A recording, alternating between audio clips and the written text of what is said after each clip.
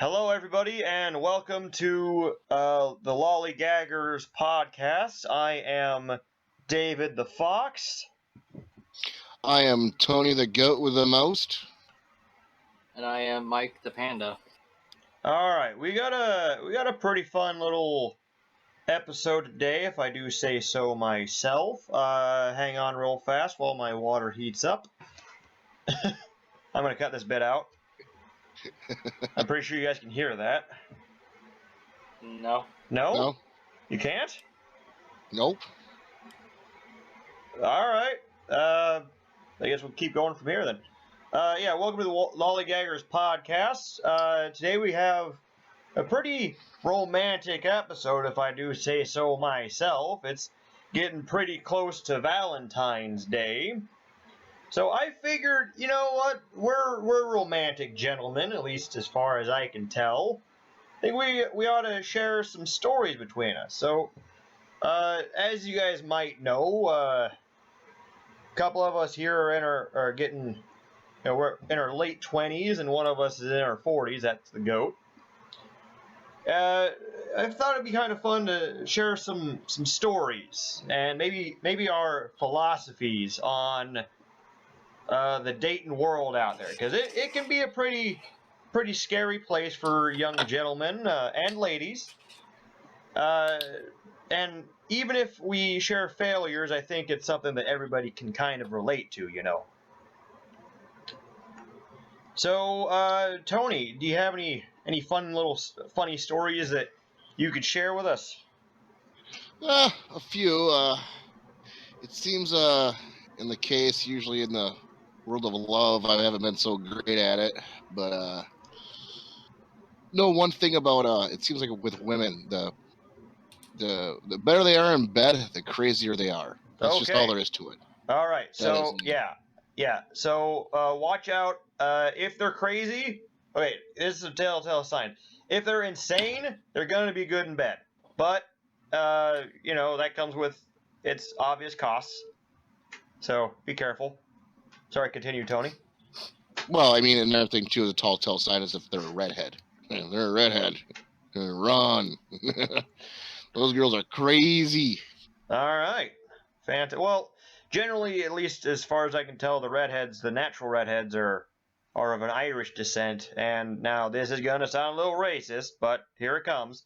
Irish chicks are insane, and German chicks are insane without emotion. So you either got them hot or you got them cold, but it's insane either way.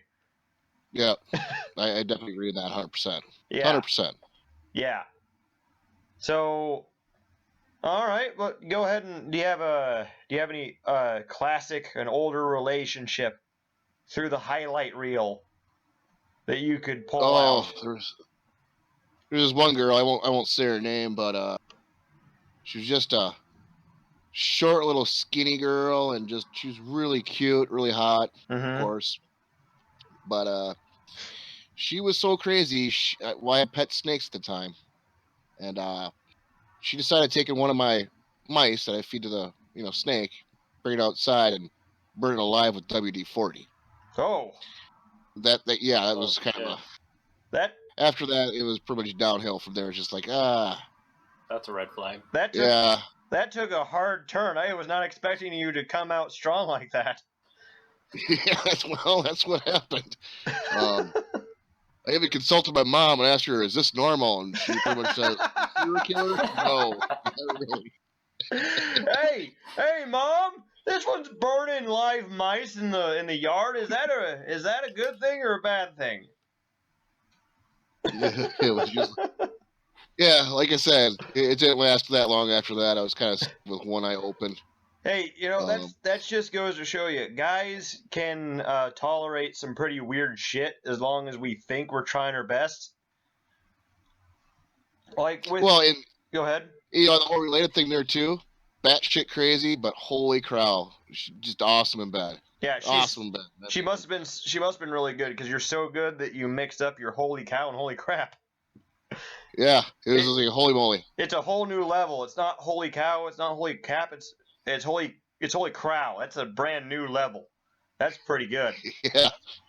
I mean, it's way up there. Yeah, and I mean, it's this gets a weird a rep, but really, really good sex is nothing to shake a stick at. Like that can wipe the memory of bad happenings. So I totally get you there.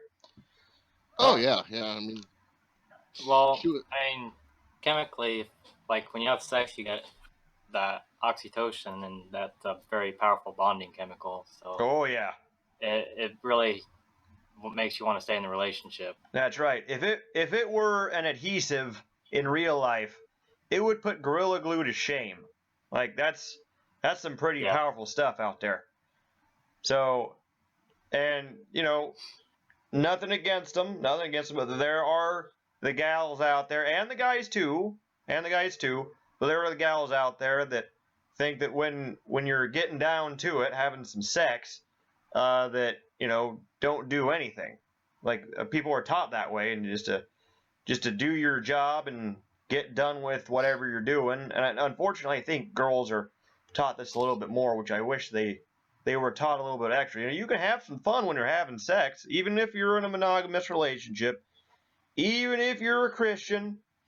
That time is adult playtime, so it's fine to do some fun little stuff. If you want to try some new positions or something, Your Honor. Well, yeah, of course. Patty cake and That's right.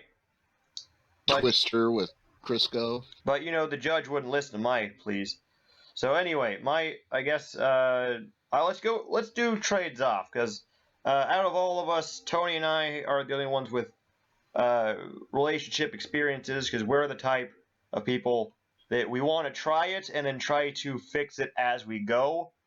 Where Mike, feel free to disagree, shoot me down.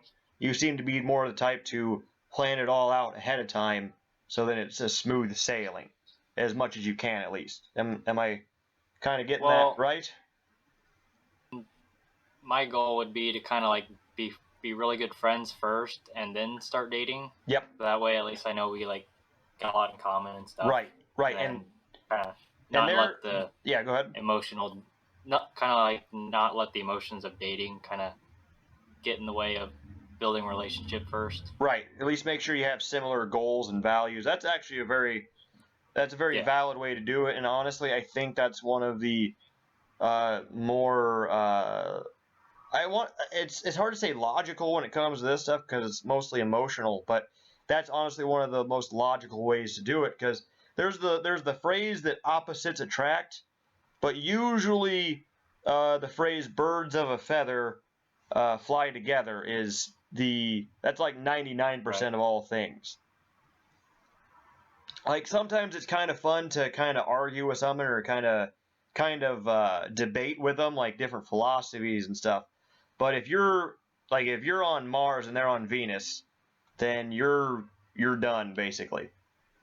I think there's certain core values that need to be like the same, but like outside of that, you can like there's room for disagreement. Right. Now I'm not saying like, oh, I like rock and you like country, so fuck this. I'm saying like, oh, I think at least the thought behind your motivations behind your actions have to be similar. Like even if, let's imagine you're for the, I don't know, let's see, you're for gun control and I'm not. Or yeah, you hate guns, I like guns.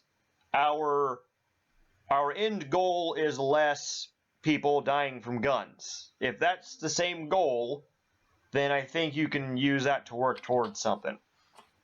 Yeah, I think you can work that kind of an issue out. Right. But if you have like maybe a socialist dating a capitalist, that's probably not going to work out. Right. Or if we look more towards the relationship part, because this will be more related towards an actual couple, a person who wants kids and someone who doesn't, and absolutely doesn't, because they do exist. Yeah, that's a big one. They do exist, and some of them are guys, some of them are girls, but if you're one of those in the relationship who wants children, and you think this person who doesn't is going to change their mind, it is time to pick up and get the hell out, because they're not going to change their mind, and you staying around is just going to waste both your time it's going to hurt a lot more when you leave. Yeah, So, I think if you want to have kids, then you just can't compromise that kind of right. that kind But of thing. that's one of those core ones that you gotta look out for. Like, Mike's got a great idea. We were gonna say the philosophy for a little bit later, but this works out right now. One of the best ways to do it is before you get into a relationship. Now, if you want to get in there and mix it up, see what happens, by gosh and by golly, more power to you. Give it a shot. I honestly recommend doing that once or twice, even without planning it. But a good idea is to sit down, think about what is your favorite thing about a person that you like to hang out with. What's their personality like? Are they outgoing, or are they more indoorsy? Do they like sports? Do they hate sports? Do you want kids? And you have to absolutely make sure that you do or do not want kids, because that's one of those, there's a shelf life to it. Yep. One of those things. I honestly think when it comes to certain religious backgrounds, I don't think that's as big of a deal, to be honest, depending on the religion, of course. It's not all religions the same, but like, for example, if she's Jewish and he's a Christian, I think those match up pretty well. Wouldn't you figure? It depends on like how religious they are, because fundamental Christianity would kind of be like you should only marry like Christians. Right, but then anybody with any logical background would say Jesus was Jewish, and then you'd be done. So, But just because you're Jewish doesn't mean you're going to believe everything a Christian does. okay, that's a topic for another day. I don't want to get into it. I know I'm going to lose that one. Mike's going to kick my ass with anything to deal with Christianity, so I'm not even going to try it. Okay. That's like me walking up to Mike Tyson and asking him to punch me really hard so that I can punch him back. So, but I mean, just to generalize, I think ideally it would be best if you could marry someone of the same religion, because I think if you have two different religions, you're gonna butt heads on something. Right. Even if it's very similar religions like Christianity and Judaism, you're gonna butt heads on something. Right. Or at least, and that's just a headache you don't really need. At least if you have a sense of humor about it.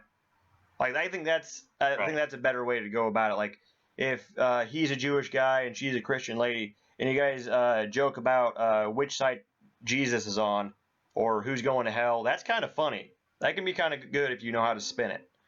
So, anyway, let's get away from that whole topic, back to relationships. Sorry about that little tangent. We kind of like to chat a little bit. Let's go on to my side, because Tony shared one. I think it's fair for me to share one. And since you went insane, I'm going to go insane, but I'm going to go into denial and insane. Okay? Because it's my denial, but the entire situation is really insane. This was probably my first actual girlfriend that I would consider a girlfriend. I was in college.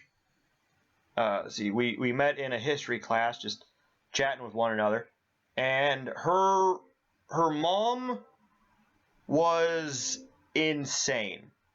Like, and I'm not saying like, oh, she's crazy, like she does weird stuff. No, she was legitimately like, if she wanted to kill someone, I'm pretty sure she could rationalize her way to it not being her fault. Even if she had the gun and the motive, and the guy was just sitting there, I'm pretty sure she could have killed the guy, left him, and made it sound like it was the guy's fault for sitting there.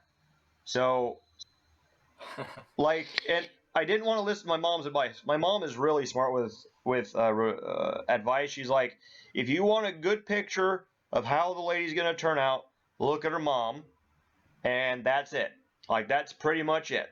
If, like, you might be thinking, oh, she's one of the good ones. It's not true.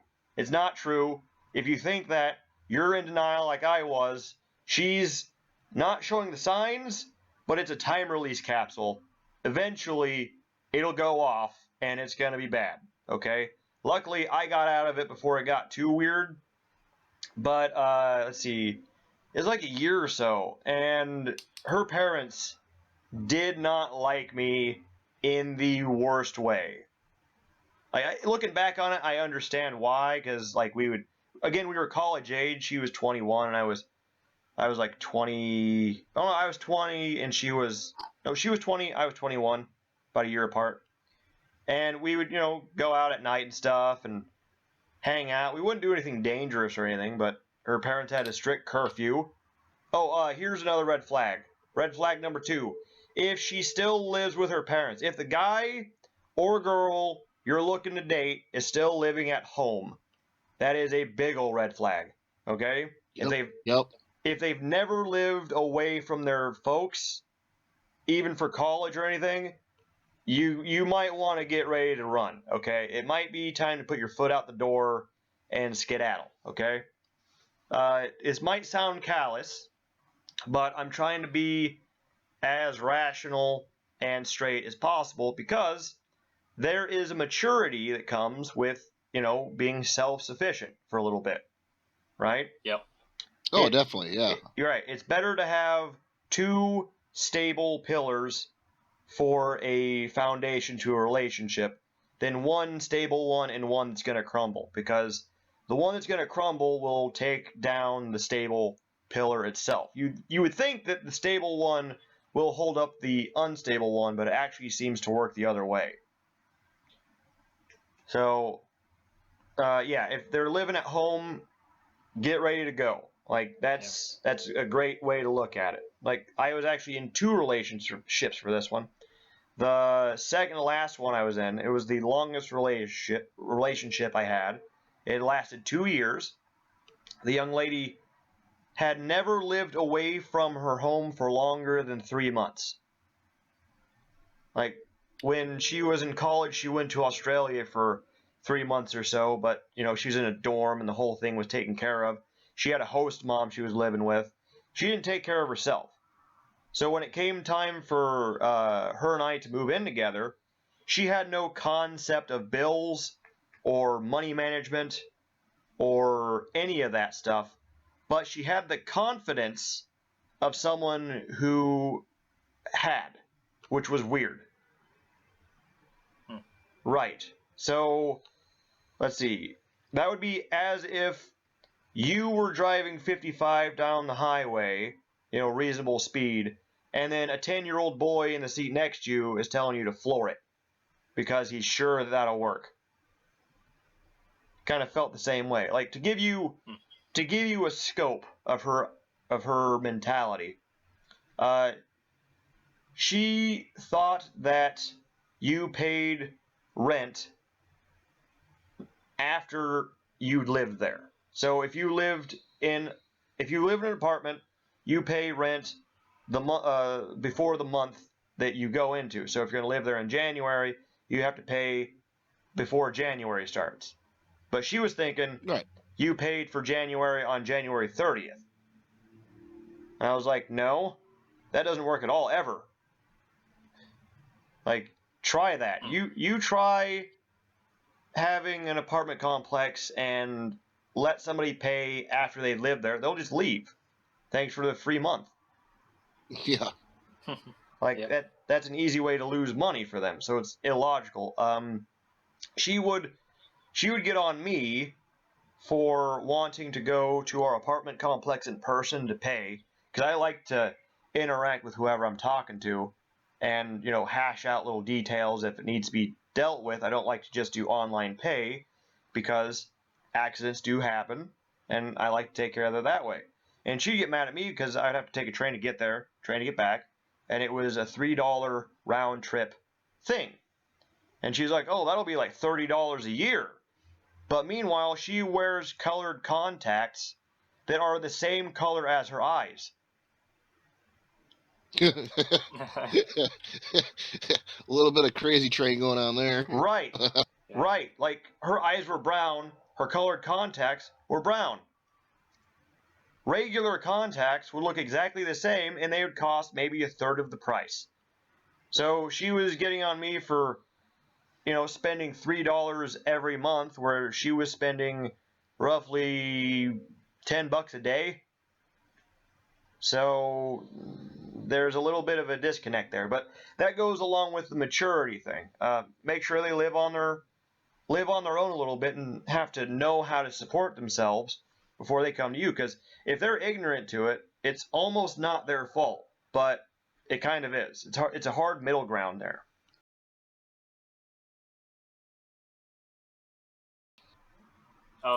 To come back to what you said earlier, David, about like asking your mom for advice. Yeah. I think that's a good thing for everybody to do. Just to kind of like ask around, like, hey, do you think this person that I'm dating? Do you think they're like a good person?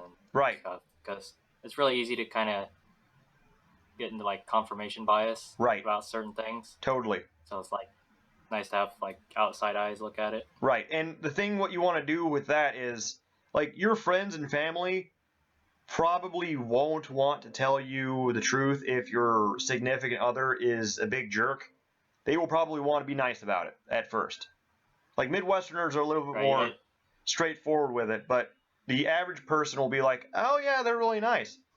So a good idea is to go like, what do you think about them? And then they go, oh, they're really, really nice. And then you go, no, seriously, what do you think?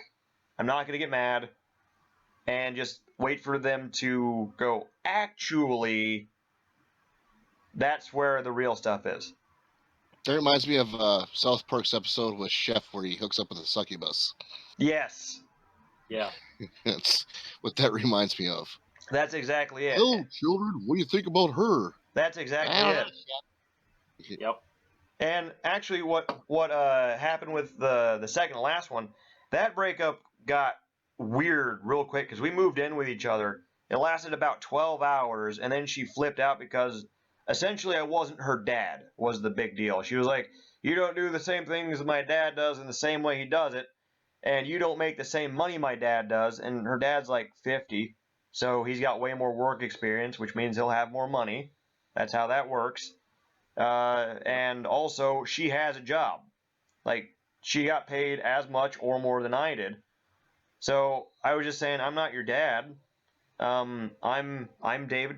I'm David the Fox. I'm from America, or I'm from 39.03 degrees north, 125.76 degrees east. I'm just, I'm trying to do this together.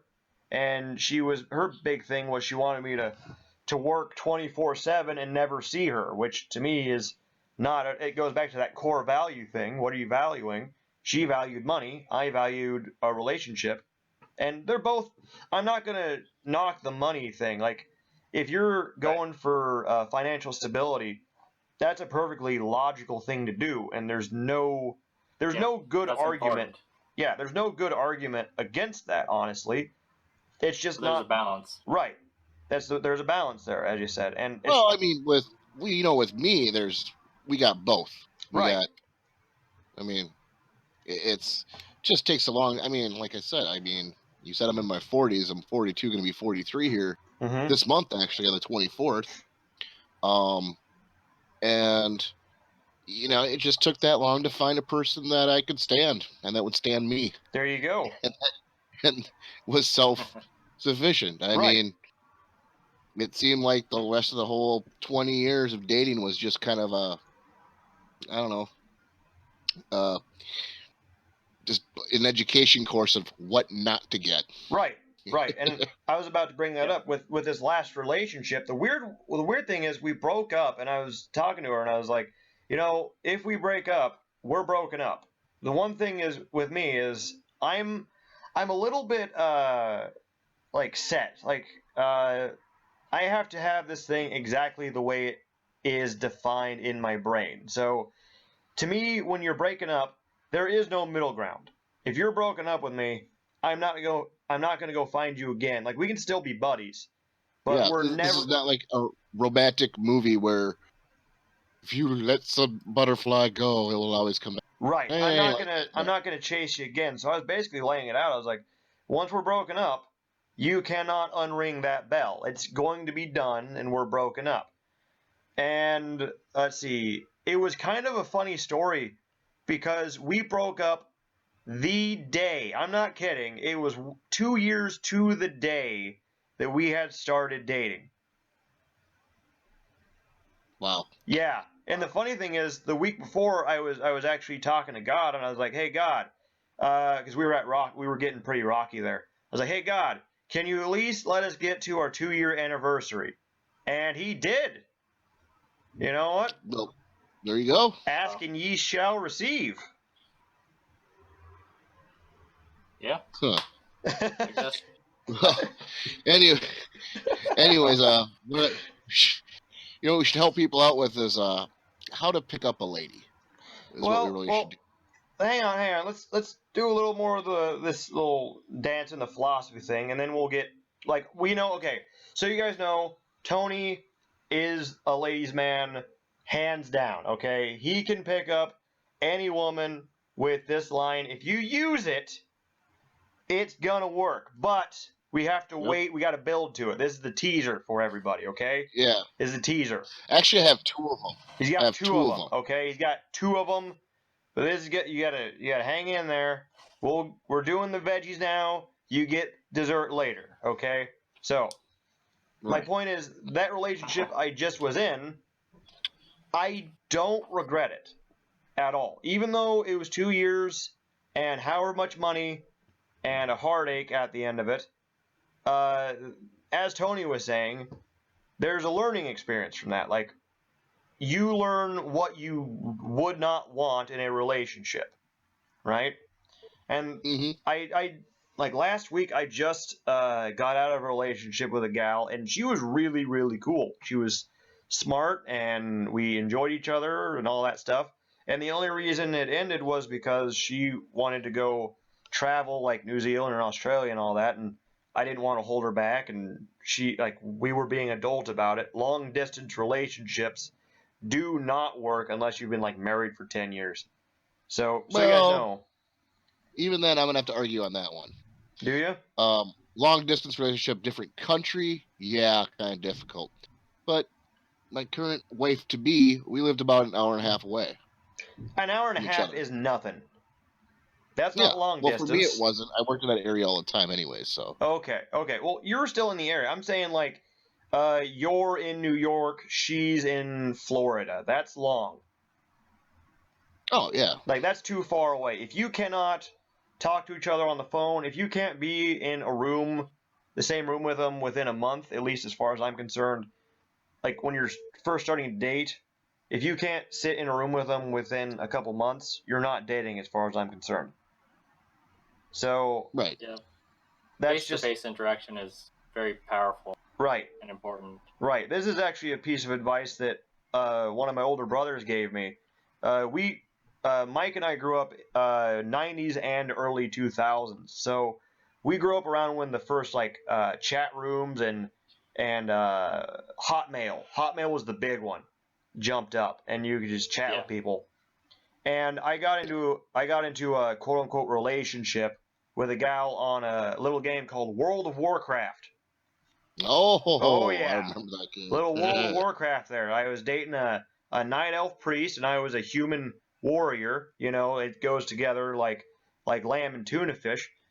So we were chatting with each other, and starting to feel feelings and all that. My brother was like, you know what? He had this thing going on with a gal in an online chat room, and he came to the realization, and he shared this with me, and it helped out a lot for anybody in an online relationship right now. If you cannot get in the same room with somebody, if you're sad and they cannot comfort you, or vice versa, there's no relationship. There's no way that can actually happen. It logically is not a relationship the way it is. It doesn't matter how you define it. It just isn't. Right. That's a hard fact. And as soon as he told me that whole thing cleared up, and it hasn't bothered me since.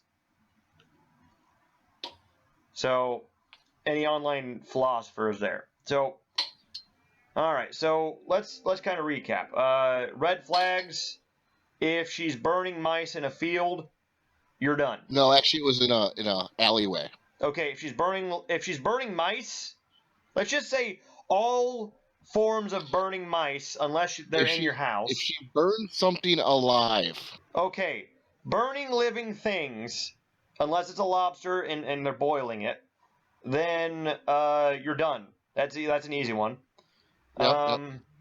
Number 2, if they've never lived outside of their parents' house, that's a really serious one that's very common. Get out. Okay? If they're like, oh, I'm a student of life and the world, and I just want to be in the world. That means they live at home, they have no job. Run.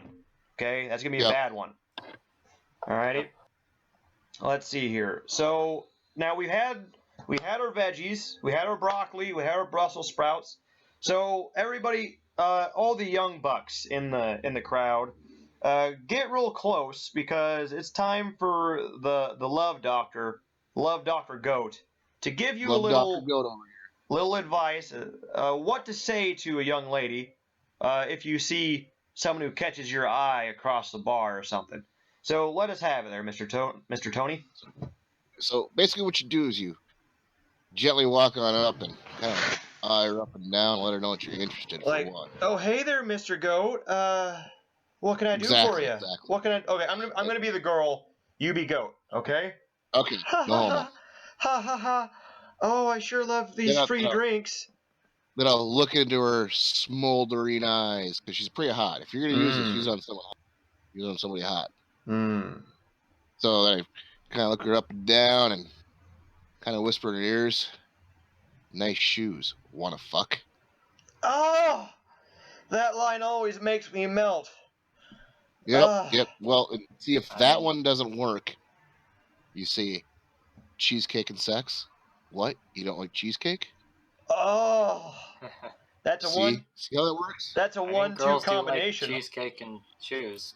They do. What was that, Mike? Girls like the cheesecake and shoes. Yeah, they do. That's a 1-2 punch that can't be beat. Oh yeah, she'll begging you to take her home. That's right. Like, the jewelry stores all claim that they want you to spend $1,000 on a bent piece of metal that you can't sell back for more than $10. But if you walk up to a hot lady you try just walking up with a big cheesecake. See what happens. Yep. It actually works better if you take the cheesecake and you smear it in her face, because then she's not going to want it. I see. Yep. See where I'm going with that? You know what? That's why you're the goat. It always works for me. I think I'm going to try that out. And by the way, I live in Japan, so it's going to work double. Yeah, exactly. I'm just going to say, 失礼しますですけど、その靴はいいですね。sexやりたい? So basically what I just said is, those are good shoes. You want to do it?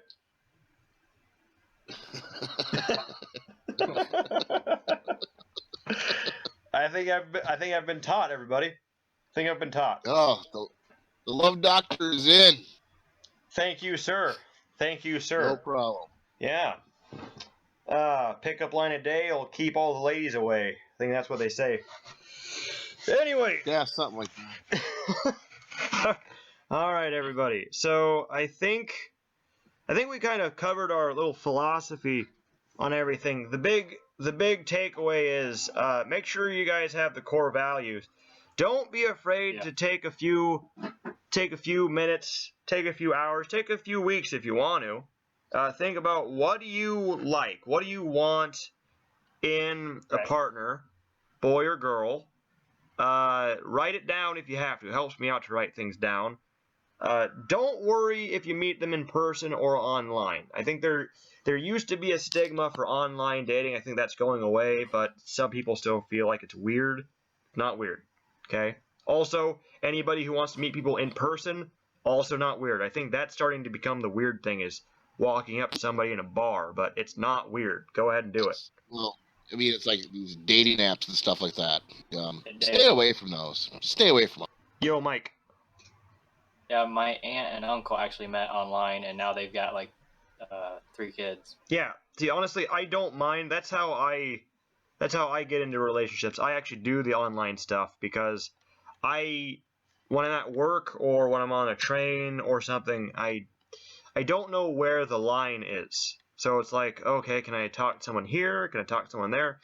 And in general, people are pretty accommodating and they don't mind. But it's nice to have a place where I can go, okay, anybody I'm talking to here is definitely at least looking into it. That way you don't have to worry about the whole, oh, is she with friends? Is she busy? Is she interested? Because you have it laid out right there for you. It's basically a fucking roadmap. That's easier, I think. And like because of those online applications and whatnot, you can put up, what do you like? What do you not like? Do you want kids? Do you not want kids? That way, at least it feels like there's less of a chance of those disconnects happening. Right, you get all the big issues out of the way. Right. Now you run into a few other issues with that, but yeah.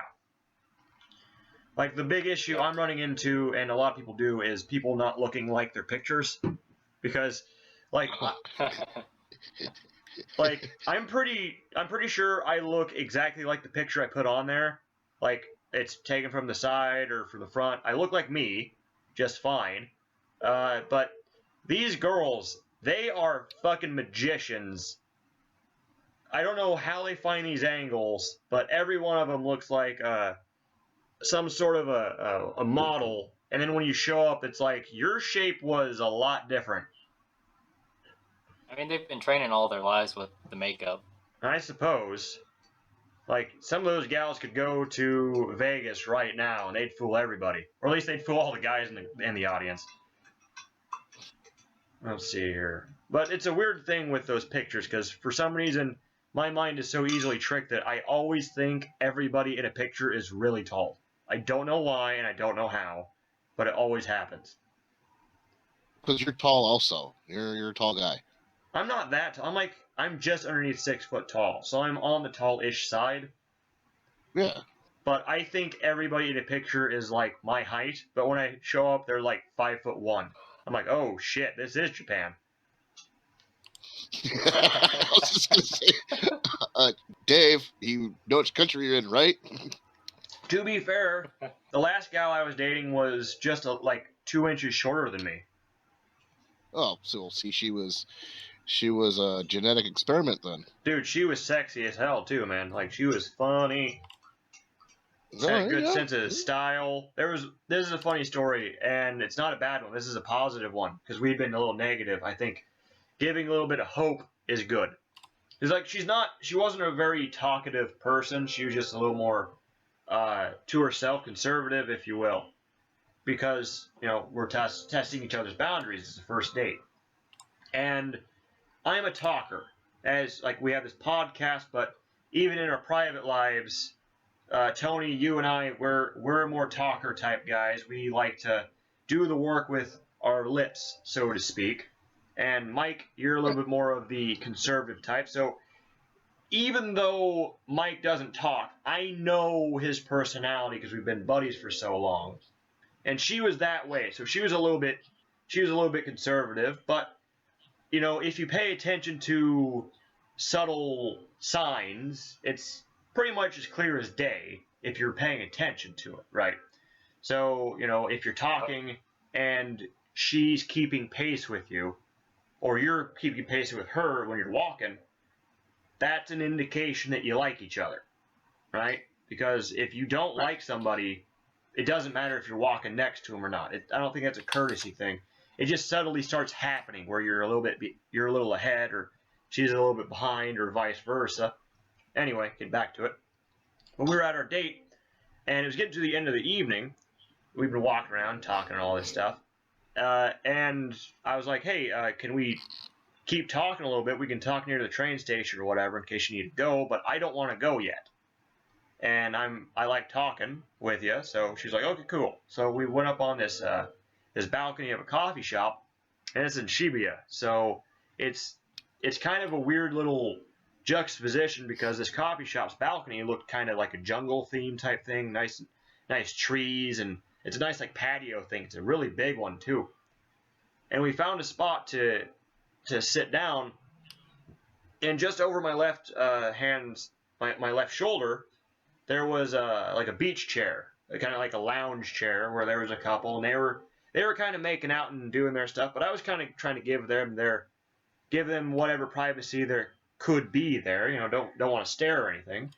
And Yep. she was facing towards them, but looking at me, and I was facing towards her, facing away from them. And I noticed as we were talking, her eyes would glance over my left shoulder really quick, every once in a while. And I kept like, "Are you trying to watch those guys fuck?" And she's like, "Kinda." And right there. Now, it's not like a dirty thing. It's just like, okay, well, they're kind of exhibitionists, or they're kind of doing that in public, so it's kind of a thing. Like, she's not trying to be a prude about it, and she's not being overly starey. She's kind of glancing. And then the minute they got up, she was like, "Let's get it."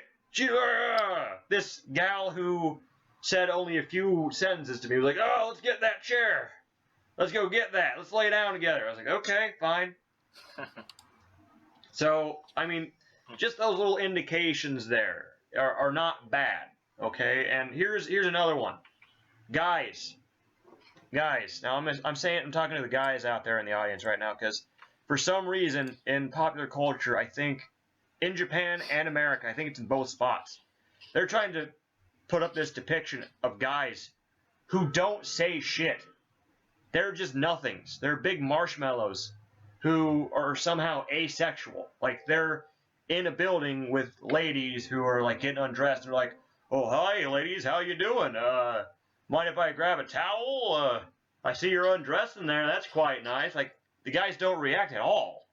It's ridiculous. So, it is perfectly fine to give a compliment to a woman's physical appearance, okay? Don't be weird about it. Don't be like, "Oh yeah, I bet you could pick up a fire hydrant with your hands in the air." Don't do that, okay? But, you know, you can walk up and be like, "Oh, I really like your hair," or, I like your makeup or something is fine too. That to me gets a little bit too personal. But, I like your clothes, your bag or something's nice. I like your shoes. I like your shoes. Yep. Mr. Philosophy right there. He's hitting. I think the GOAT's pickup line is the most punk rock ever, because he's taking away all the elements that make it work and he's condensing it into its best form. So, Compliment, nice shoes. Want to fuck? You got your goal. They know what you want. You know what they want. Perfect. That's a science. Or you just grab them by the pussy. No, don't do that one. Don't do that one. Only if she's a consenting adult. I don't care how nice her cat looks. You don't pet that until she says it's okay, because it might bite you. Right. Well, what about our dog? Dogs are cool. You generally just let them sniff your hand and you're fine. Okay. All right. And honestly, it's a service dog. And I'm honestly gonna cut that joke out because I fucking hate it. I'm not kidding. It's been done to death so much, and it's not a funny thing anymore. It was funny for like a week, and then every goddamn so-called comedian out there said it every 5 minutes, and then they just beat it to death. Grabbing someone by the pussy? Yes. It was basically Donald Trump and grabbing by the pussy. Those were the two jokes that every comedian said every 15 seconds. And I cannot hear it anymore. And I'm not kidding. And it's not because I'm offended that you grabbing ladies' vaginas. It's because people had beat that joke to death. Not funny. Okay. So I'm going to cut from my rant till right now out. Okay. Cut.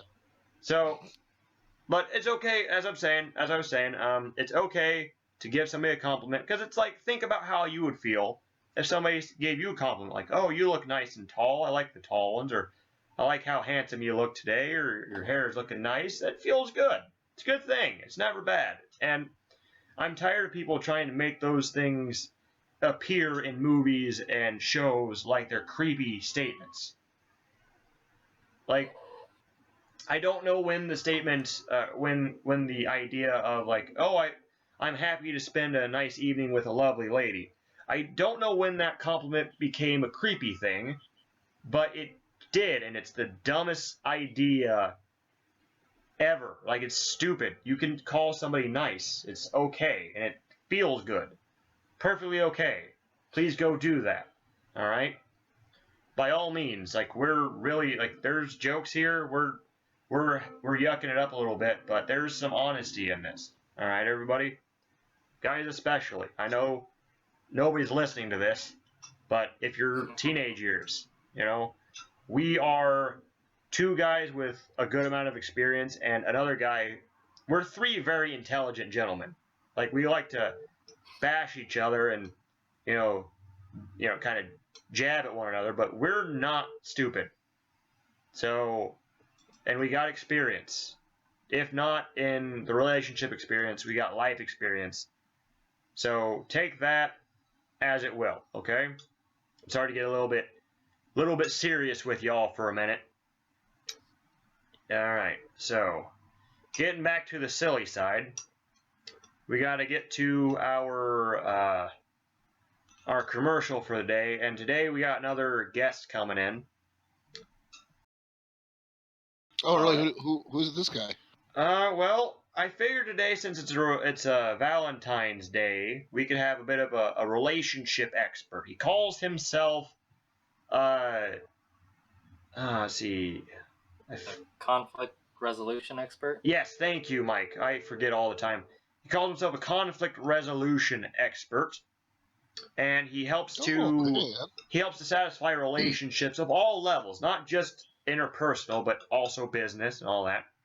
And now, I think that last little rant I had is getting me a little bit choked up, a little bit too much emotion in me. So I think I'm gonna step out. And Tony, Mike, would you mind handling this? Not a problem. Well, we can take care of this. All right, thank you guys. I'm just gonna go grab him real quick. How's he paying us, by the way? Well, he gave me a check. Actually, he gave me a check. Wow. Yeah. Okay. Yeah. Oh. So we can actually cash that and use it? We can try. Wow. Okay. I mean, it's the first paying. Technically, it's the first money paying person, but I mean, there's more currency out there than just money, right?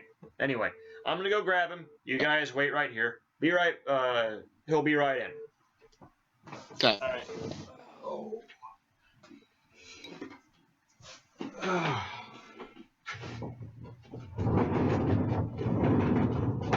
Oh, hey there. Oh, hey, how are you doing there? Oh, doing fine. We're ready for you in there. I'm just gonna step outside real quick. Oh, hey there. That is really nice of you. I'm just gonna go over and have a seat there then. Let's see here. We got these headphones here. Oh, that's a nice little. This is a nice office you guys got here. Now let me get sat down and all plugged in and everything. You know. All right. All right. Hello there. Hello, Mr. Goat and Panda. Oh, that's the first one. You know, I've been all over the place, but this sure is the first one for me. Well, excellent. So, I hear you got an ad we got to do for you. You're the resolution expert. Yes, sir, Bob. Yes, sir, Bob. I'm the resolution expert. I make the problem go away. That's our phrase. We make the problem go away. Okay. Yep. Okay. Yep. So, say example, I'm having trouble with my lady. Yes, and sir. I want her to. We want to sit down and take care of. Is that pretty much what we do, or what would you suggest? Well, now relationships are a pretty tricky thing, and the thing is, it's kind of like it's if you got a broken relationship, it's kind of like trying to put together a broken table leg without looking at each side. Like, you know, which way does it fit, right? Like, I know I don't have to tell you this. You're obviously a well-traveled guy. You understand all this stuff. So you don't want to just shove it right back together, right? You want to give them some time apart, and then you want to figure out how they fit, and then put them back together if they work. And if they don't work, we make the problem go away. Okay? Okay. All right. Okay. So for example, you and your lady are having some problems. So what we would probably do is, now, are you paying us or is she? Well, I got the cash, so I'll pay you guys. Yeah. Okay. So we'd probably separate you guys into different areas, maybe for about a week or maybe two, and we would sit down. We'd put you in a nice little hotel, and then let her have the roost a little bit, just to because she's all settled in and all that. We want to be gentlemen about it, Okay. and we'll figure out what makes you both tick. We'll figure it all out, and then we'll just make the problem go away.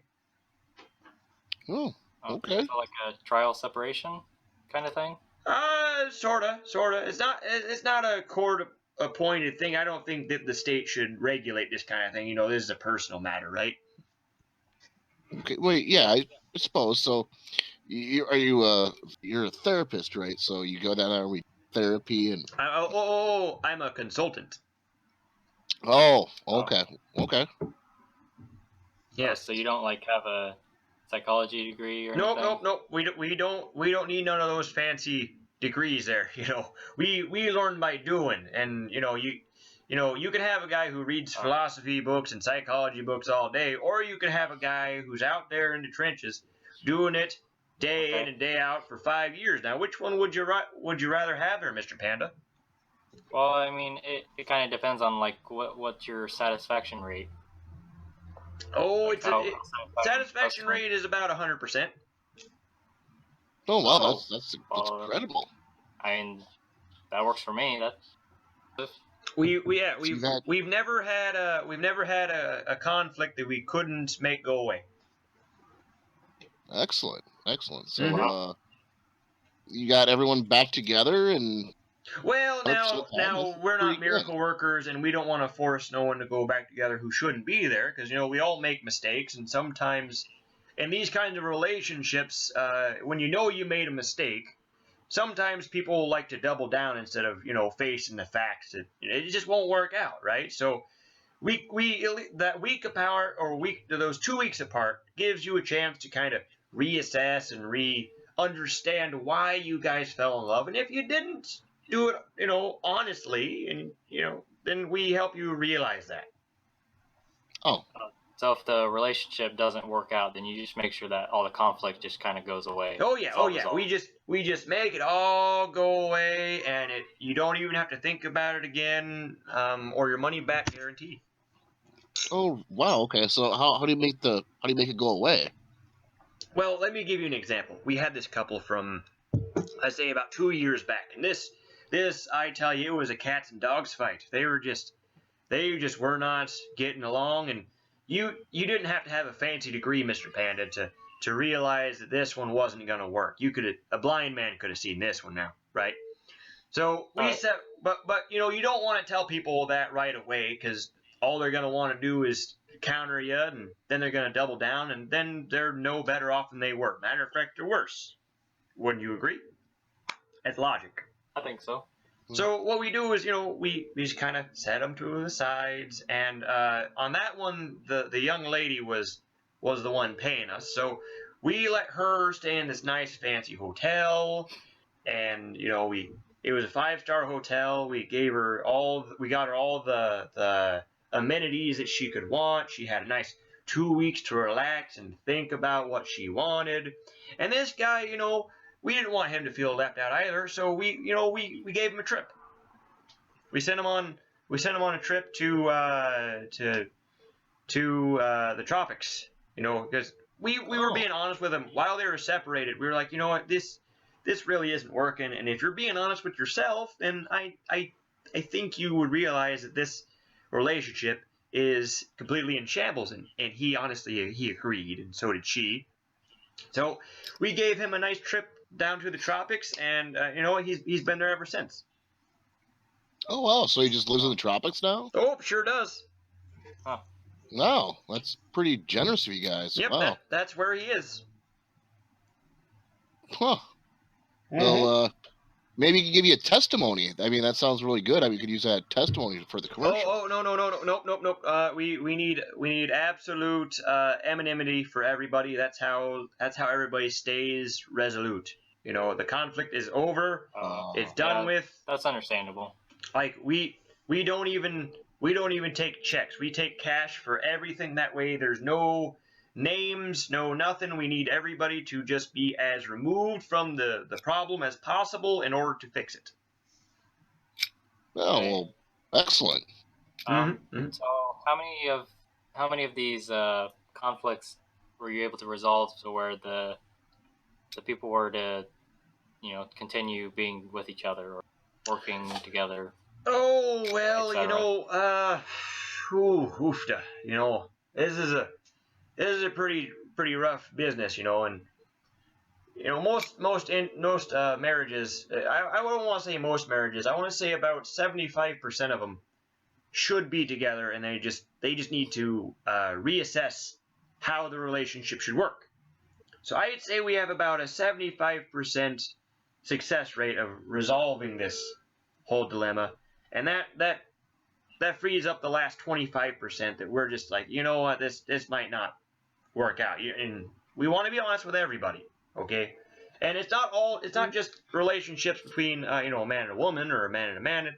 It can be any relationship, right? So let's just take, for example, we got the Smiths down the street, and we got the Jones, up the street, and they don't like each other, right? Because the Jones' dog has been in the Smith's yard, and we walked in there, and that's not even about marriage, right? So that's just a dispute between a dog and where it should be and who should take care of it, and we just made the whole thing go away.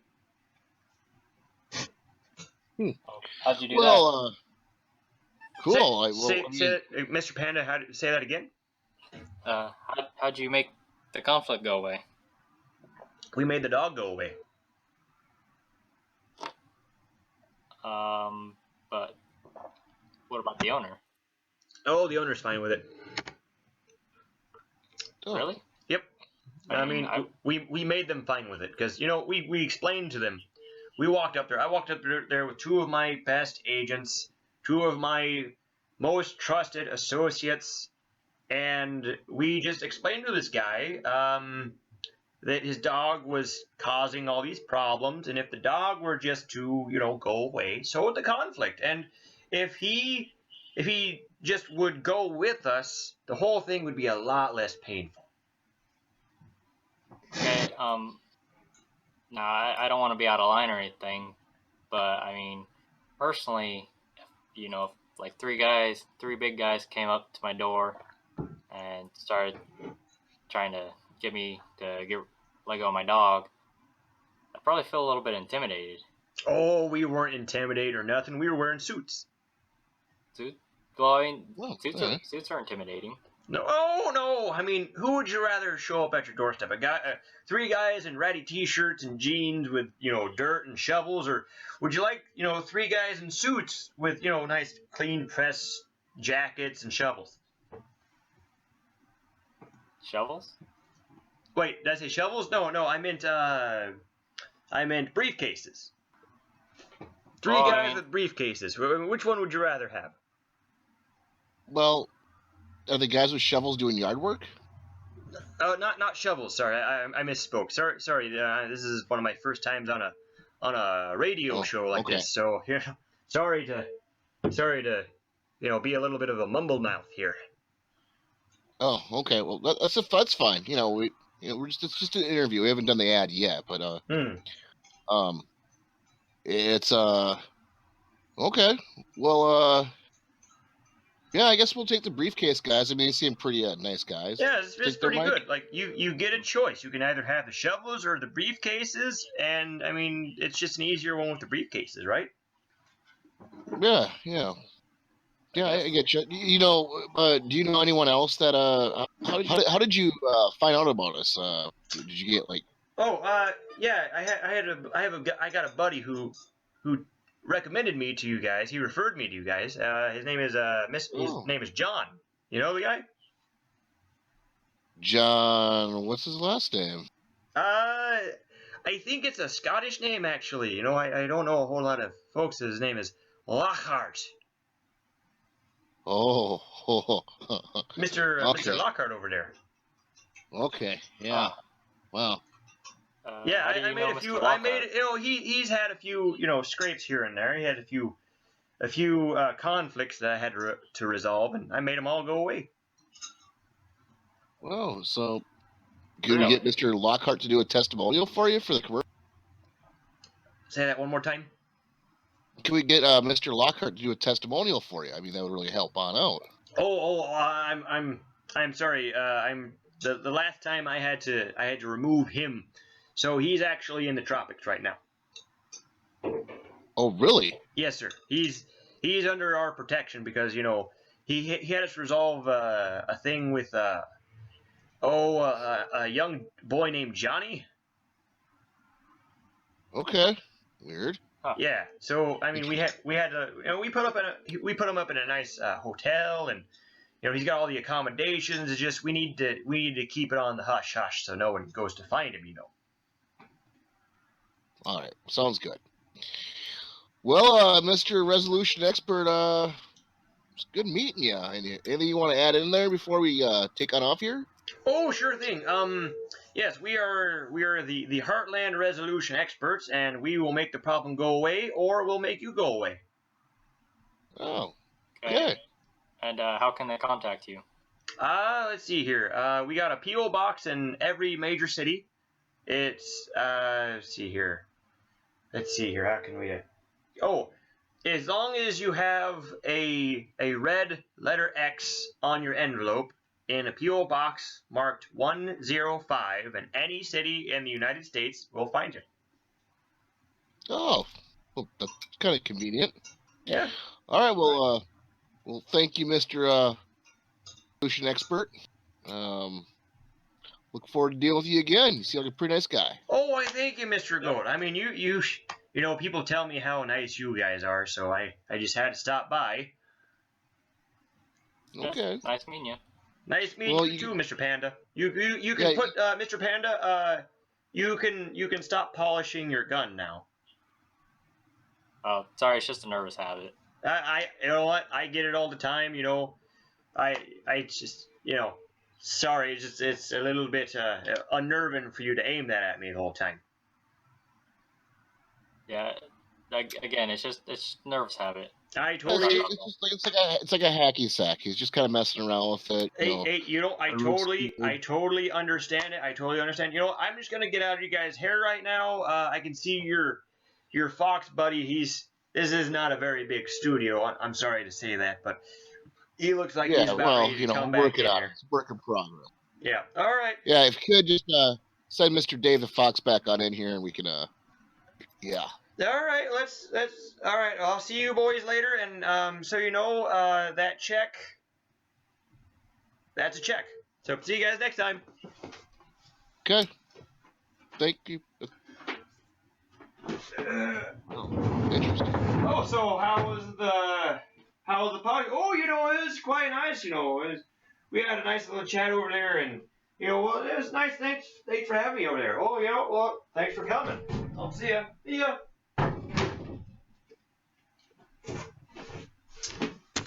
Okay. Oh. So how was the resolutions expert? Good. We might want to check that checkout though. I guess he knows Mr. John Lockhart. Oh. Yeah, I was getting kind of a weird vibe from the guy. Yeah. What do you mean, Mike? I don't know. He seems kind of dangerous somehow. Well, so do you. You have a shotgun right now. What the hell? Right. Yeah. But just if I'm saying the guy seems dangerous, then shouldn't that mean something? I guess. I thought he was a nice gentleman. Hey, Tony, can I take a look at that check we got? Yeah, here you go. All right, thanks. Oh, whoa, what the hell? What the fuck is this? It's got some invisible message on it. And it says Really? Yeah, it says no cops. Oh. Okay. All right, well, we're not cops, so I think it's just we can cash it then. We're not cops. Yeah. All right. Okay. Sounds good to me. All right. So that is the consultant, and he doesn't have a phone number, but just find his PO box. Put in a descriptive amount. I believe it's $700.05. Ooh. Yes. We're gonna get paid finally. Yes, we are, and that is what's important. Okay, so Party time. yeah, that's right. We're gonna get into some jaw jacking right now. Give me a second. There we are. Jaw jacking. There we are. So for those of you who don't know jaw jacking, this is where we take two absolutely neutral subjects, like curtains, for example, and two of us will argue whether it is Democrat or Republican, while the third is the moderator. And this week, I believe the debaters are Mike and me. So, All right. let's see here. Let's flip. See who goes first. Mike, can you call in the air, heads or tails? Heads. Okay, that is. Would you say tails? Said heads. Heads. Okay, it is heads. Would you like to go first or second? Second. Second. Okay. Would you like to be Democrat or Republican? Republican. All right. So that means I'm going to be Democrat this week. Let's see here. Tony. Tony, Yes, sir. what is this week's subject?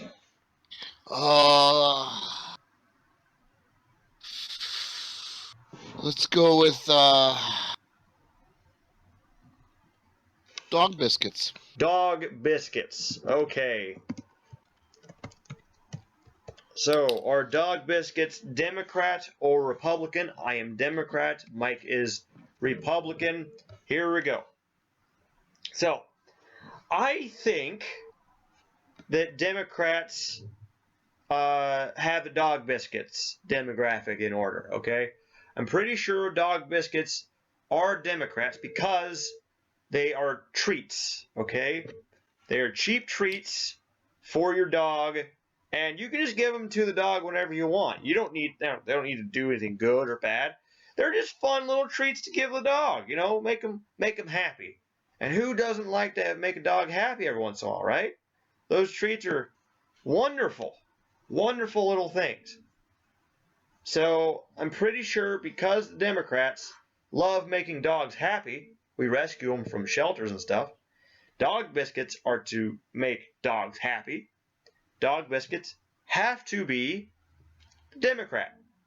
And also, I don't think I have to say this, but dog biscuits come in all shapes and sizes and flavors.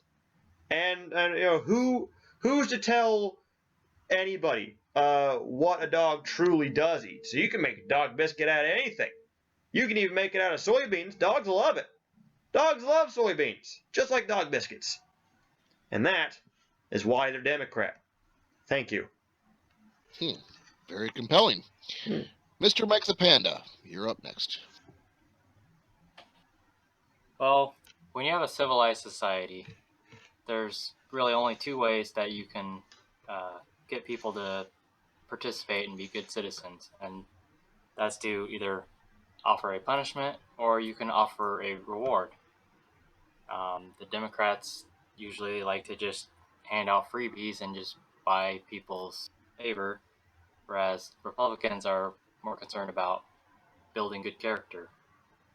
So dog treats are kind of like the carrot part of the carrot and stick, where you can, if a dog does a certain behavior, you can give it a dog treat to incentivize it to continue doing that good behavior. Therefore, dog treats are Republican. So what you're saying is you manipulate dogs. No, I'm rewarding good behavior. That's so what you're saying, if I'm hearing it correctly, is you take a carrot to your dog? Dogs don't eat carrots. No, I reward it with the dog biscuit. Okay, you're kind of getting a little bit off track there, Mr. Fox there. No, he just said he gave the carrots to the dog, and dogs don't eat carrots. I didn't hear him say he gave his dog carrots. He said carrot and stick, so he hits the dog with a stick until he eats the carrots? No, the carrot and stick is a metaphor for you can either give someone a reward or a punishment. So the carrot would be the reward, and the carrot is a metaphor for reward. The stick is a metaphor for punishment.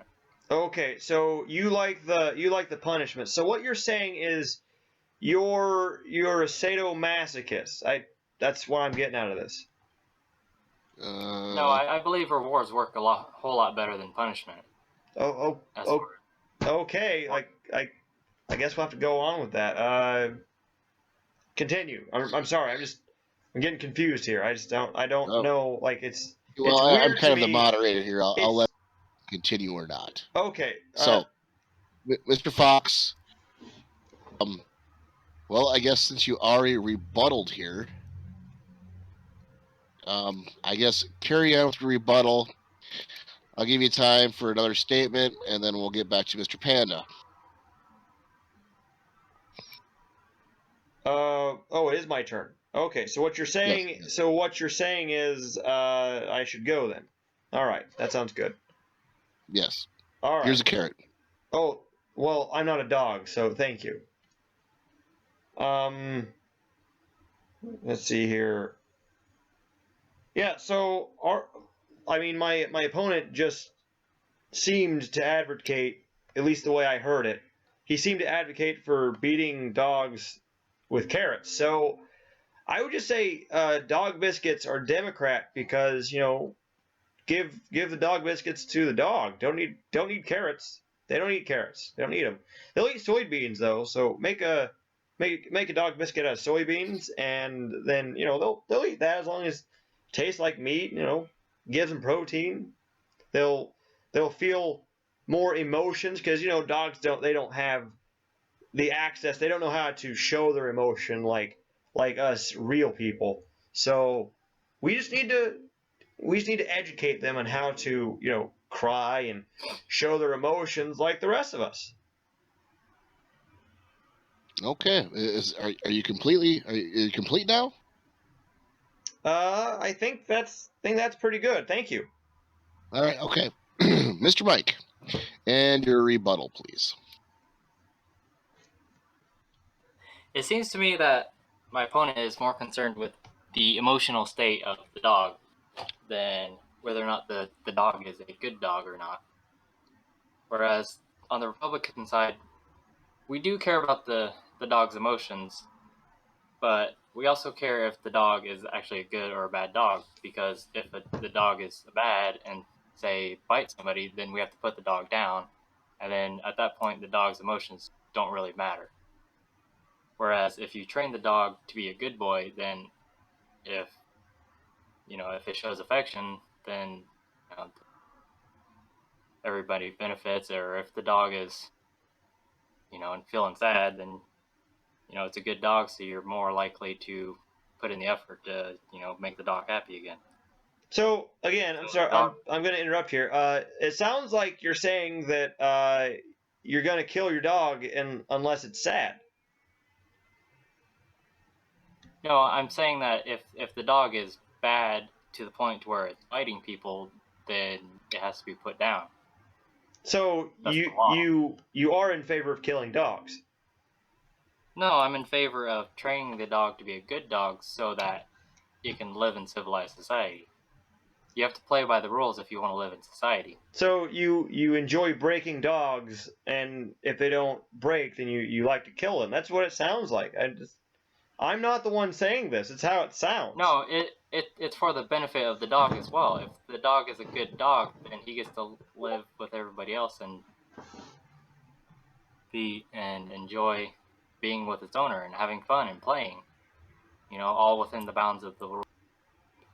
And that's why we use the dog biscuits to reward the good behavior, so that the dog knows, hey, if I do something good, I'm going to get a biscuit. And if I do something bad, I'm not going to get a biscuit. Okay. I disagree, but okay. Well, got one more final statement from both of you. Go ahead, Fox, one more time, and then we'll go for one more last thing, and then we'll make our decision. Okay, so anybody who's listening, Mr. Moderator included, you could pick my opponent to be the winner, you could do that, but it also sounds like he is in favor of force feeding carrots to dogs and killing them unless they're sad. So if you want a sad dog killer, you go right ahead and pick my opponent. But I'm for dog biscuits for all. Dog biscuits are an all-inclusive treat that you could feasibly give to anybody. Like, I can eat dog biscuits if I want to. Oh man, I got these dog biscuits right here. They taste pretty good, just Mr. Fox, are you eating a dog biscuit? I mean, they're just sitting here. What else am I going? What else am I gonna That do? was just a prop. What? I thought that was just a prop. Well, there's peanut butter on it. Okay. Yeah. We won't tell him when he's actually there. Yeah. All right. Is that all you got, Mr. Fox? I'm good. Okay. By the way, wait, hang on. I gotta say this. You're a patriarchy. I gotta say it every episode. Oh, okay. Thank you for your wisdom there, sir. Uh-huh. All right. Go ahead there, Mr. Panda. Well, just I guess to summarize the point. You want a dog biscuit? No, thank you. Okay. More for me. Yeah, you enjoy those biscuits. So anyways, the Republican Party is about building character. And one of the ways to do that is you reward people for being good people. And so the dog biscuit is an excellent tool for rewarding a dog whenever he does something you want. And so you can train your dog to be a good dog so that he, is able to live and play and be enjoyed by everybody and to have fun as long as he lives within the rules of society. Okay. Very interesting. All right. Well, I'm going to digress here and go out of the room here and make my decision. You guys discuss amongst yourselves. Here you go, Mr. Moderator. You go ahead and take some of these just to help. Are you him with the dog biscuits? I believe I'm succeeding. No, you can keep those for yourself, sir. Okay. I'll be right back. Okay. It did take me too long here. I would say Mike the Panda won this round. There's a shocker. Well, it's just the way we gotta decide. It's obviously a beauty contest. You're not even listening to the arguments. Well, you're the one. Well, you pointed out you can make dog biscuits out of anything, and which means they're Democrat. Well, you can make dog biscuits out of carrots, which you were saying he was trying to force a dog. Well, he's also force feeding the dog. That's pretty bad, isn't it? So what you're saying, Mr. Moderator, is it's okay to force feed dogs carrots as long as you want it. That's fine. It's fine. I'm okay with your patriarchy. You know those dog biscuits that you're eating right now? Those are carrot flavored dog biscuits. Well, I'm a human, so I'm fine. I can eat carrots. Okay. Alrighty. Well, Mike, congratulations. Good argument. I look forward to the next one. Whatever, fucking patriarchy. How do those biscuits taste, by the way? No. They're not bad. Once you get past the taste and the texture and the smell. Okay. I mean, that sounds like that would be the entire essence of the biscuit. Well, you'd be wrong, Mr. Patriarchy. Okay. So what you're saying is you don't like dog biscuits. At all. Honestly, I've never had them, so I couldn't say. Clearly you don't like your dog if you've never had dog biscuits in your house. Dogs like them.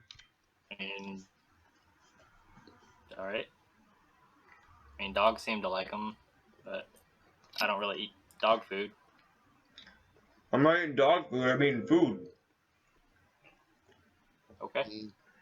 All right. You enjoy yourself. Would you consider beef dog food? They'll eat beef. That's food. They're dogs. That's dog food. You eat beef, so you're eating dog food. What's the difference? You actually make a good point there. Checkmate. Thank you. Okay, everybody. So, who do you think won the dog biscuit debate? Because I know who won the dog food debate, and you just let us know. That was jaw jacking. So we got to move on to the moral of today, and I'm gonna go first this time. That way I get to go. And Mr. Goat, you shut the fuck up this time. Oh, okay. Do you want to do the moral of the day? I'm gonna kick your goddamn horns off. Well, I'm just asking, Just want to make sure you're ready. Oh god. The moral of today. Hang on. Mike? The moral of today Mike, I was is wondering. you never. Just You kind of. never. Hey, Mike. Moral of the day.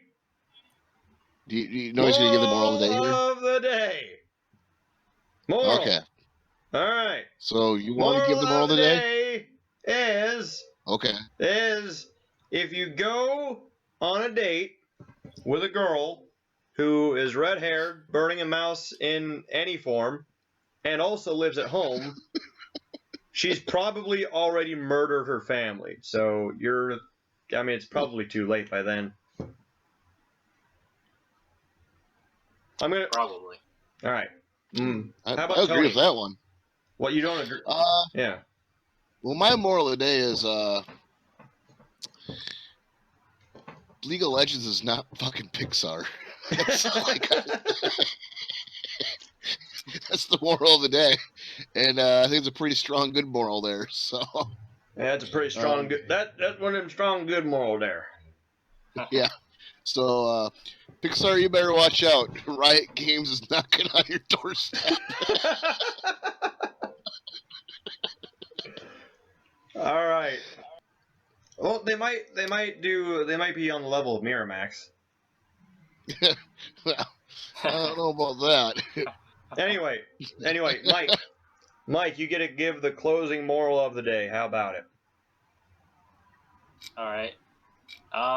Before you hop into a relationship, I think you need to understand yourself very well, like what you want, what you need, what you're looking for, that kind of thing. All right, like big tits.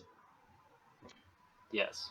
Big All round right. butt. If that's important to you, then you need to make sure you know it. Mm-hmm. Because if you don't know it, then you might make a wrong Vagina choice. looks like a clamshell. Now, Mike, can you say that last line again so Tony's not interrupting you like an asshole? I don't remember what I just said. Me either.